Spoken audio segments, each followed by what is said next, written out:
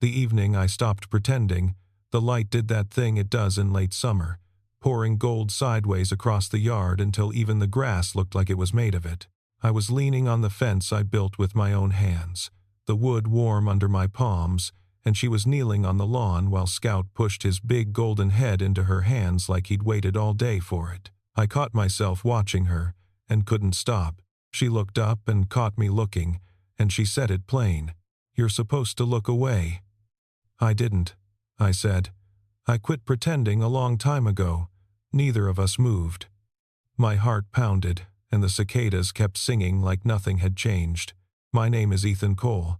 I'm 34 years old, and I make furniture with my hands for a living. Tables, chairs, the occasional cradle for somebody's grandkid, cabinets that will outlive me if the buyer takes care of them. I work out of a shop I built onto the back of my house, on a quiet street in Fairview, Ohio, where the loudest thing most days is a lawnmower 2 doors down, or the freight train that runs along the edge of town a little after noon. I live alone. I have for 3 years now, ever since the divorce. Diane and I didn't have children together, which is the kind of thing people used to say made it easier, though I never once found it easy. When you split from someone, everyone wants there to be a clean reason, a villain, a single afternoon where it all went wrong. The truth is messier than that. We just wore each other down until there wasn't much left to hold on to, and one day the house got very quiet, and it stayed that way. People think a quiet house means a lonely one. For 3 years, quiet was the only thing that didn't lie to me. It didn't promise anything. It didn't leave. I got up early. I made my coffee black. I went out to the shop, and I let the smell of sawdust and the sound of a hand plane taking a curl off a board be enough. Some mornings it really was enough. A few weeks after the papers were final, I did the one thing I'd sworn I wasn't going to do. I drove out to the Cedar Hollow shelter on the edge of the county, telling myself I was only going to look. I came home with a golden retriever puppy who fit in the crook of one arm and chewed a hole in my truck's seat before we made it to the driveway. I named him Scout. I don't know exactly why. It just felt like the name of somebody who'd have my back. There was a young woman volunteering there that day. Quiet. The kind of quiet you notice because it isn't shy, it's steady. She was the one who lifted him out of the pen and set him in my arms, and she looked at me a beat longer than a stranger usually does, and she said something I've never quite been able to shake. She said, "Sometimes the thing that saves you is the thing that needs you." Then she smiled, and I paid my fee, and I drove home with a puppy and a sentence I couldn't put down. I never got her name. I built the fence around the backyard myself that first spring, board by board, on the weekends when the shop was closed and the house was too loud in its silence. There's a certain kind of peace in driving a nail straight, in a line coming out level when you've measured it twice. Every board in that fence is straight and true but one. One picket, down at the far corner, sits a little crooked, the nail backed halfway out, and it's leaned that way for as long as I can remember. I kept telling myself I'd fix it Sunday. I said that about 100 Sundays. I never did. Then, 10 months ago, someone moved into the house on the other side of that fence. Her name was Claire. I didn't learn it right away. What I noticed first was the quiet again. That same steadiness. A woman who carried boxes in without making a show of it, and waved once, easy, and didn't need me to wave back. She had a presence that made the yard feel less empty, and I remember being annoyed at myself for noticing, because I had built a whole life on not noticing. I told myself I wasn't looking for anyone. I'd gotten good at that too, at telling myself things. A man learns to live very specifically inside his own quiet. He arranges his days so the empty chair at the table isn't a wound anymore, just a chair. And I had done that. I had made peace with it. I really believed I had. I didn't know yet that the woman on the other side of that crooked board already knew my face. I didn't know she'd been carrying a sentence of her own for 3 years. I only knew that some mornings, when I looked up from the workbench, I found myself glancing toward her yard before I'd decided to. It started with the dog, the way these things do. Scout figured out the crooked board before I did. All it took was one good shove of that golden head, and the picket swung aside just enough for him to squeeze through into the yard next door, and he did it like he'd been planning it his whole life. The first time, I came out to the sound of a happy dog and a woman laughing, and I found Claire kneeling in her grass with Scout draped half across her lap like he owned her. She looked up at me over the fence and said, "I think this one belongs to you." And there was something in the way she said it, warm, unhurried, that made me stand there a second too long before I answered. I fixed nothing. That's the part I keep coming back to now. I'm a man who levels a board out of habit, who can't leave a crooked picture hanging on a wall in someone else's house. And every single day I walked past that gap in the fence, and I did not pick up a hammer. I told myself I kept forgetting. I'm very good at telling myself things. Scout kept going through. Claire kept bringing him back. She'd hand him over the boards, both hands under his belly, and say, "He always knows where to find me," and I'd take him and mumble a thank you and go back inside with my heart doing something I refused to name. Some evenings I swear he waited until he heard her screen door before he made his run, like the two of them were in on something and I was the only one who hadn't been told. It became a rhythm. Morning coffee, the sound of the plane, and somewhere in there the small commotion of a dog who had decided the whole world was 1 yard and the fence was only a suggestion. Claire started staying to talk. A few minutes at first, then longer. She'd lean on her side of the fence, I'd lean on mine, and the crooked board would be right there between us, and neither of us ever mentioned it. We talked about small things, the weather, the freight train, a chair I was building, but she'd draw the small things out, turn them over, ask a second question when most people wouldn't have asked a first, and the minutes kept stretching, and I kept letting them. She noticed things. That was what got me. She noticed I took my coffee black and started leaving a second mug on the top rail some mornings, already poured, no sugar, because she'd watched me wave off the sugar once and remembered. She noticed the way I stood when I was working a difficult piece, how I'd go still and stare at the grain before I made a cut, and she'd go quiet too, like she didn't want to break whatever it was I was listening for. Nobody had paid that kind of attention to me in years. I didn't know what to do with it, so I mostly pretended I hadn't noticed her noticing. I'd catch her watching me sometimes across the fence, and she wouldn't look away fast the way people do when they've been caught. She'd just hold it, easy, and smile, and I'd be the one who looked back down at the wood. It should have told me everything. It told me nothing, because I wouldn't let it. Looking back now, it was written all over everything. The lingering, the remembering. The way she'd find one more thing to say before she went inside. Anyone watching from the outside would have seen it in a heartbeat. But I was inside it, and I had spent 3 years training myself not to hope, and a man who's trained himself out of hope will explain away almost anything. She's just kind, I told myself. She's a good neighbor, that's all it is. There were moments the ground shifted a little. One afternoon, Scout came through with a burr caught in his coat, and we both reached to work it loose at the same time, and my hand landed over hers on the dog's side, and neither of us moved for a second longer than we should have. I felt the warmth of her hand under mine, and I heard the sound of my own breath, and then I pulled back and made some joke about the dog needing a haircut, and the moment closed over like water. She stood at the fence a beat after that, very still, and then she gave me a small smile that didn't quite reach all the way, and she said she should get inside. I watched her go and told myself I'd imagined the whole thing. I was getting so good at that. I could talk myself out of a feeling faster than most men could name one. More than once, she stayed out there until the streetlights came on, both of us pretending there was still some reason to be at the fence, some last thing about a chair or the weather that hadn't quite been said yet. I'd hear her screen door finally close, and I'd stand in the dark a minute longer than made any sense at all, my hand flat on the top rail where the wood had gone cool, listening to the cicadas wind down. I told myself I was checking on the dog. Scout would already be asleep at my feet. It was never once about the dog.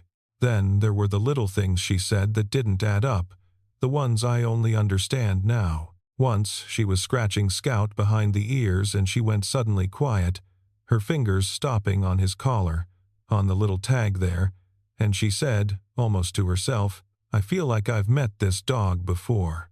I laughed and said all golden retrievers look the same, and she laughed too, but a beat too late, and changed the subject so fast I almost missed it.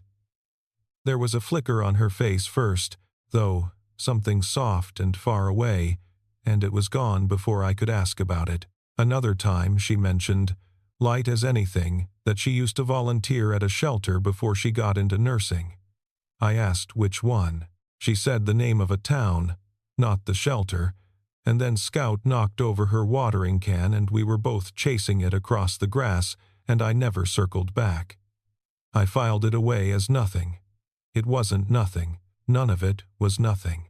I knew almost nothing real about her, and it never once felt like something was being hidden, because two people talking over a fence about a runaway dog have no reason to trade life stories.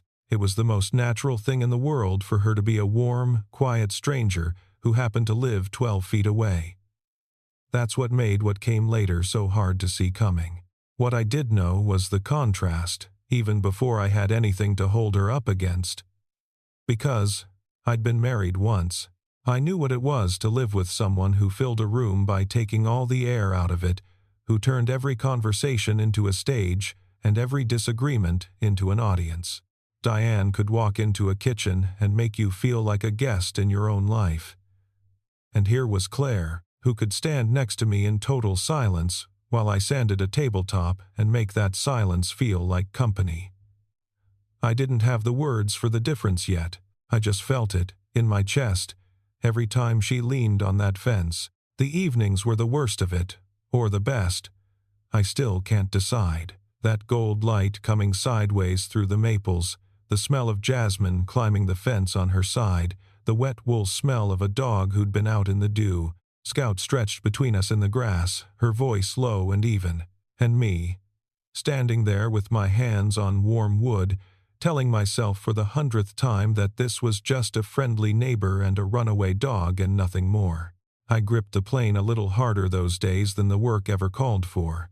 I'd feel her at the fence before I heard her, and something in me would lift, and I'd talk it back down. Some part of me already knew. I think that's the truth of it. Some part of me had known since the first time she said, "He always knows where to find me." I just wasn't ready to know it out loud. The quiet held until the afternoon. A car I didn't recognize pulled into my driveway, and then it didn't hold at all. I knew it was Diane before she was fully out of the car. There's a way a person moves when they've decided the space they're walking into belongs to them. She had a cardboard box balanced on one hip, and she came up the walk, calling my name like the last 3 years had been a long weekend. "I found these when I finally cleaned out the storage unit," she said, setting the box on my porch without being asked in. "Your dad's things. His watch, some photos, that old compass. I figured you'd want them." And she wasn't lying. That was the thing about Diane.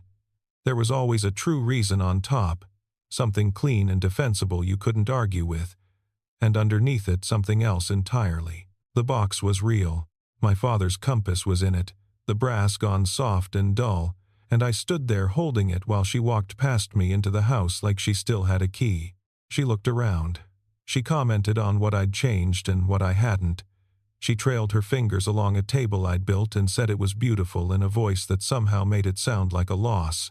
And I let her, because grief for my father was sitting right there in a cardboard box, and it's a hard thing to throw someone out while you're holding your dead father's compass.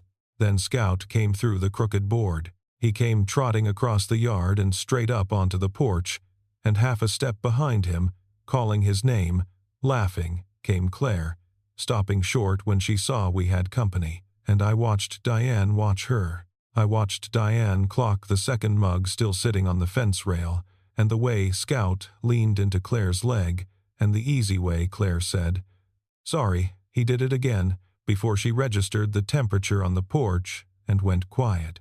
I introduced them.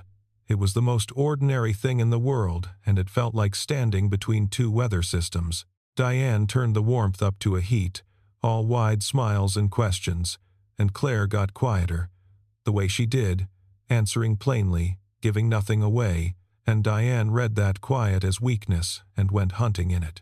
Claire didn't stay long. She took Scout, she said it was nice to meet Diane, and she went back through the gap in the fence, and I saw her hand rest on the crooked board for just a second on her way through, and then she was gone. Diane watched her the whole way. Then she turned to me with a smile I knew far too well, the one she wore right before she took something. "She's pretty," Diane said. "The quiet ones always are. You really don't know who your neighbor is, do you?" I told her I knew Claire just fine, that she was a nurse at the children's clinic who'd volunteered with animals once, and there was nothing to know. I told her to leave it, but Diane had already drifted back inside, moving through my house, and she stopped at the shelf by the window where I keep the things that matter. Scout's first collar, too small now, with the little metal tag still on it. "Cedar Hollow," it said, and a date. She picked it up, and I watched something click behind her eyes. "Cedar Hollow," she said slowly, turning the tag over in her fingers. "Animals, you said. Some shelter. And your dog came from Cedar Hollow, right here on the tag." She let it hang there. "Same shelter. What are the odds of that?" I said, "A lot of shelters take volunteers." I said it meant nothing. But Diane had found the loose thread, and she pulled it, gently, the way she did everything cruel, with a smile on her face. "Ethan," she said, "think about it. She volunteers at the exact place you got that dog. 3 years later, she moves in right next door. She knows your coffee. She knows your dog. She's been in and out of your yard for months." She set the collar down very carefully. "She's been watching you for years. She didn't move here by accident. Ask her, if you don't believe me, ask her how long she's known who you are. And here is the thing I'm least proud of." It landed. Every word out of Diane's mouth was, on its own, technically true. Claire had volunteered at Cedar Hollow. Claire did live next door now. Claire had gone still that one day with her fingers on Scout's tag and said she felt like she'd met this dog before. All of it was true, and Diane had taken those true things and strung them into something that looked like a plan, a long game, and once I'd seen the shape of it, I couldn't unsee it. That's the trick of it. A lie you can fight. But someone who takes true things and bends them just slightly out of true, that gets in under your skin and stays there. On her way out, Diane stopped at the corner of the yard, right at that leaning picket, and she nudged it with the toe of her shoe. "You never did fix this," she said, almost fond. "Give me a hammer. I'll knock it back for you. Takes 2 seconds." She actually crouched to reach for it, and something went through me fast and hot, and before I'd thought it through, I heard myself say, "Leave it." Sharper than I meant, she looked up at me, surprised, and I was surprised too. I didn't have a reason ready.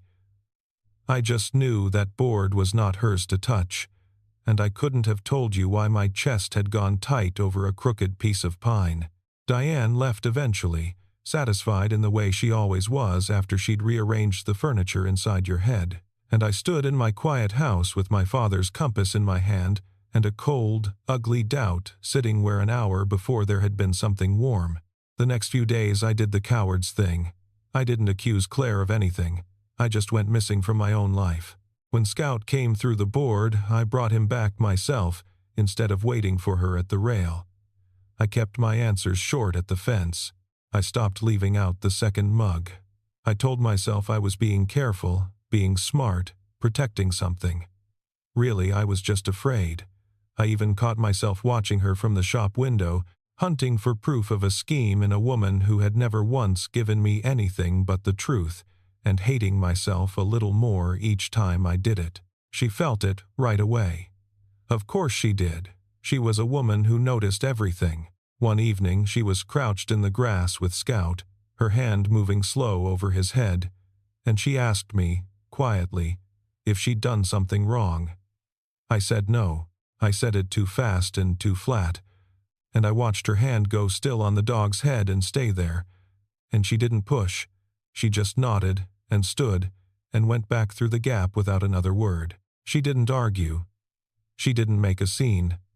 She just got very still, the way she did, and set Scout's leash down on the fence rail and left the quiet ringing behind her. And I stood there having hurt the one person in 3 years who'd made the house feel less empty, all because a woman who had already left me once had held up a handful of true things at exactly the wrong angle. I lasted about 4 days. 4 days of a silent fence and a dog who kept going through the gap looking for someone who had stopped coming to the rail to meet him. 4 days of picking up my father's compass and setting it back down. On the 4th evening, I couldn't stand my own quiet anymore, and I walked out to the fence, and I called her name. She came out slow. She stood on her side, and I stood on mine, and the crooked board was right there between us where it had always been. And I asked her, straight, because I owed her at least that much. I asked her how long she'd known who I was. I gave her every opening to make it small.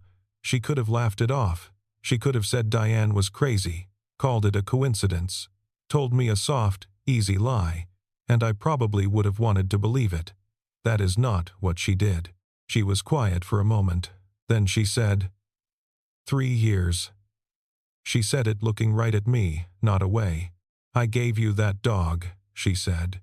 I was volunteering at Cedar Hollow that spring. You came in looking like the floor had gone out from under you, and I put a puppy in your arms because you looked like you needed something to keep even more than he needed a pen. She took a breath. I'm the one who said that thing to you, about the thing that saves you being the thing that needs you. I meant it, and I never forgot your face. I didn't say anything. I couldn't. So she kept going, quiet and steady, laying the whole of it out with no armor on it at all. I didn't move here for you, she said. I need you to hear that, because I can see her voice all over your face. I transferred for the clinic. I didn't know whose house this was until I'd already signed the lease, and I saw a man in the next yard with a golden retriever, and I recognized the dog before I recognized you. A small, tired breath, and then I didn't know how to say it. What was I supposed to do? Knock on your door and tell you I handed you your dog 3 years ago and never stopped thinking about the man who looked so lost? It sounded insane. So I let the dog do the talking. I let him keep coming through that gap, and I told myself that was enough. That was the only thing I hid from you, that I was glad the board was crooked. And there it was. The true reason, underneath the true reason. She hadn't lied to me about a single thing. She had just kept one thing to herself, the oldest and most human thing there is, which is that she had cared first, and she was afraid to say so. I thought about Diane, who had taken the truth and sharpened it into a weapon, and I thought about Claire, standing in front of me handing me the whole truth with both hands, even the parts that made her look foolish, even the parts she could have kept forever and I'd never have known. One of them had spent years teaching me that honesty was a dangerous thing to give a person. The other had just shown me it was the bravest thing in the world. I knew who I believed. I'd known for months. If I'm honest with myself, I'd known it every time she leaned on that fence and the house stopped feeling empty. I'd known it in the way she left a mug out, and the way she went quiet when I went quiet, and the way Scout chose her yard over the whole rest of the world. I had just been too scared to look straight at any of it, because looking straight at a good thing meant I had something to lose again. I told her about Diane. I told her what she had done, how she'd taken the true shape of things and bent it, and I told her I was sorry that I'd let a woman who had already walked out of my life talk me out of the best thing that had ever walked into it. Diane, for her part, had already said her piece and gone. There was nothing left of her to send away except the last of her voice in my own head, and standing there at the fence, I finally sent that away too. She waited while I found the words. She didn't fill the silence, didn't plead her case. Just let me stand there with all of it and make up my own mind, which was, I realized, exactly the difference. Diane had always told me what to think. Claire only ever handed me the truth and trusted me to do something honest with it. So, I did. I told her the only con here was the one I'd been running on myself, and that I was done running it. Then, Claire's mouth curved, just slightly, and some of the weight went out of the evening. Scout, sensing peace the way dogs do, flopped down in the grass, right on the property line, half in her yard and half in mine, and flatly refused to choose a side. I came around to her yard. I didn't lean on the fence this time. I stood in front of her in the last of the gold light, close enough that I could finally see her clearly, and for the first time I let myself look at her the way I had wanted to for 10 months, openly, no cover story, my hand resting on the top of that crooked board. She caught me looking. Of course she did. She noticed everything. "You're supposed to look away," she said, soft, half a dare. "I quit pretending a long time ago," I said, and this time neither one of us had anything left to pretend. What came after wasn't fireworks. I'd had fireworks once and watched them burn all the way out. This was better. This was slow.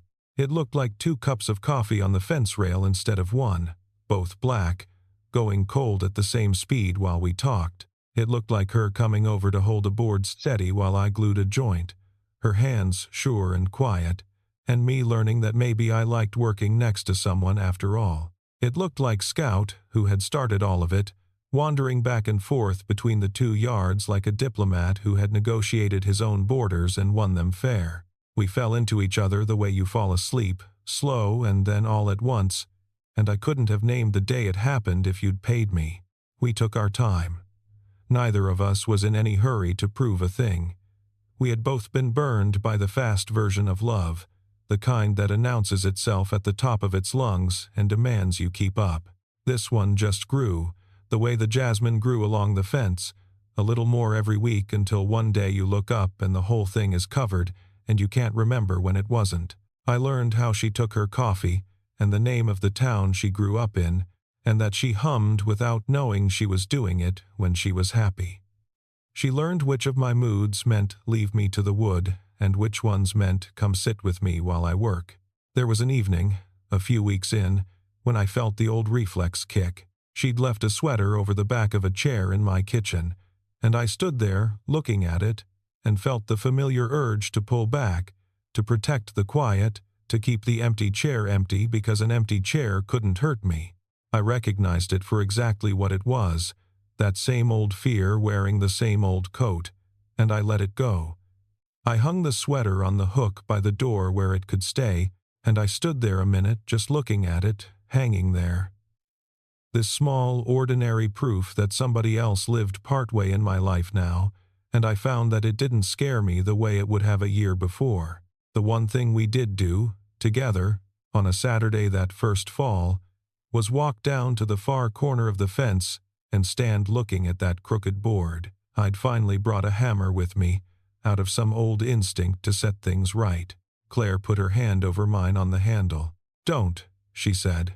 "Not that way." So we didn't fix it. Instead, we pulled it out on purpose, that one leaning picket, and I cut a small gate into the gap it left behind, hung it on 2 brass hinges, and set a simple latch on it that a dog could nose open if he leaned on it just right. The accident became a door. The thing I'd left crooked for 3 years without ever understanding why turned out to be the one thing I had been quietly leaving open the whole time. Some openings you decide to keep. I sanded the new gate down smooth and left it unpainted, so anyone who looked could see the fresh wood right there against the weathered gray, the exact spot where the wall had turned into a way through. Diane didn't come back. I heard through a mutual friend that she'd landed somewhere new with someone new, and I found I could wish her well and actually mean it. From a great and comfortable distance, she had handed me one true thing bent the wrong way, and in the strangest way it had done me a favor, because it forced the truth out into the open before I could waste another whole year refusing to look at it. Let me jump ahead, because the good part of a story like this isn't the drama. It's what the days settle into after the drama is gone. It's been a little over 2 years now. Claire's things are my things, and mine are hers, and the little gate between the yards mostly just stays open, because there's no reason anymore to close it. We were married last spring, out on that same lawn, in that same gold evening light, in front of about 40 people and one very dignified golden retriever who had, everyone agreed, done most of the matchmaking himself and deserved a seat right up front. There were no fireworks. There was a fiddle and a folding table dinner and the smell of fresh-cut grass, and it was the truest day of my whole life. I kept my father's compass in my pocket the whole time, and once I closed my hand around it and thought, without grief this time, that I wished he could have met her. Scout is older now.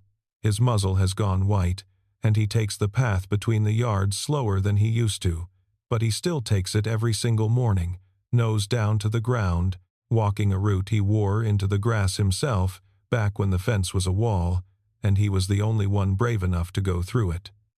We took in a second dog last year, a skinny brown rescue with far too much energy, and Scout tolerates her with the patience of an old man who knows he built this entire world and can afford to be generous with it. Most nights we still end up out back the way we always did, her on what used to be her side, and me on what used to be mine. Except now there's no line running between the two. Just one long yard, a worn dirt path, and a gate that never quite latches. The old dog lies down between us with his chin on his paws, and the young one tears circles around the whole thing, and Claire hums that song she doesn't know she's humming, and I sit in the last of the gold light and think about the man I was 3 years ago, the one who believed the safest thing he could possibly do was want nothing at all. He was wrong, so completely wrong, and I'm grateful every day that a dog and a crooked board and a quiet woman didn't let him stay that way. I still make furniture. I still get up early and take my coffee black. But the house isn't quiet the way it used to be, and I've stopped pretending I ever really preferred it that way. Some mornings I look up from the workbench and I find myself glancing toward the gate before I've even decided to. And there she is, coming through it with 2 cups, and my chest does the exact thing it did the very first time. The thing I spent so long talking myself out of feeling. I don't talk myself out of anything anymore. I've thought a lot about how close I came to losing all of it, and here is what I keep landing on. It wasn't Claire's truth that almost cost me everything. Her truth was gentle. Her truth was 3 years of quietly hoping, and one crooked board she was glad I never fixed. What almost cost me everything was the way someone else could take that truth and bend it, and the way I had spent so long looking away that a bent truth was easier to believe than a straight one. For 3 years I looked away from anything that could hurt me. I called it peace. I called it being careful. Really, I was just standing on my own side of a fence I'd built myself, afraid of the gap in it, telling myself Sunday after Sunday that I would close it up for good. I'm glad I never did. A stranger put a puppy in my arms once and told me that sometimes the thing that saves you is the thing that needs you. It took me 3 years to understand she was talking about far more than the dog. She was the first thing in a long time worth turning toward, and the day I finally stopped pretending was the day my life actually started again. So let me ask you 2 things, and I mean them. Have you ever pretended not to feel something, just because looking felt too dangerous? And if someone had loved you quietly for years, waiting on the other side of some small open gap, would you want to know? Or would the truth scare you off? If any of this hits somewhere real, do me a favor and hit that like button, subscribe for more stories like this one, and tell me down in the comments, would you have looked away, or would you have finally stopped pretending too?